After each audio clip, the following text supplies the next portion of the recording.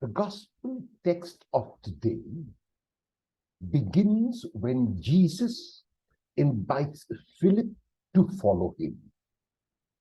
Immediately does Philip hear the call when he decides to go after Jesus. However, it is not enough for Philip that he must follow the Lord. He wants to invite others as well. And so as soon as Philip finds Nathaniel, he invites him to follow Jesus, or at least to come and encounter Jesus. There are three qualities about Nathaniel that we must note, which come out very beautifully in the text of today. And the first is, Nathaniel knows his scriptures. When Philip tells him that the one whom he found is Jesus from Nazareth, Nathaniel is aware that nothing good can come from Nazareth, and the scriptures say as much. So Nathaniel knows his scriptures. The second quality of Nathaniel is that he is a straightforward person. He does not mince words and is unafraid to state his opinion. And that's why when Philip tells him that it is Jesus from Nazareth, Nathaniel says to him in so many words that nothing good can come from Nazareth, or in other words, there is no need for Nathaniel to come and meet this Jesus who is from Nazareth.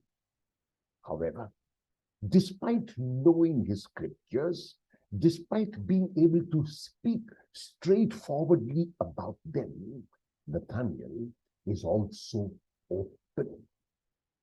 And this openness is recognized by Jesus, because the moment Jesus sees him, he uses about him a title, and he calls him a person without guile.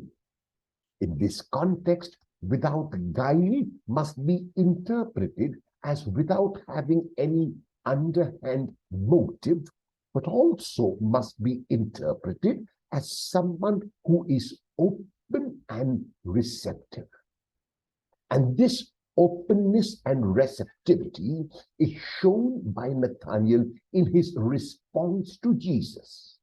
When he asks Jesus, Rabbi, and this is how he begins by addressing Jesus as Rabbi, how did you know me? Jesus gives him also a straightforward answer, because he recognizes Nathaniel as a straightforward person. And he says to him that before Philip came to see him, he found him under the fig tree. Nathaniel recognizes this as not only the sight of Jesus, but also the insight. And he responds by addressing Jesus now as Son of God and as King of Israel. There is no need now for Philip to explain to him who Jesus is. Now, Nathaniel has found the Messiah. Jesus responds not with appreciation for Nathaniel's insight, but he responds by taking Nathaniel, as he always does with people, to a higher level. He says to Nathaniel that this is only the beginning of the revelation that Jesus is making. If Nathaniel continues to remain open, he will experience even greater things.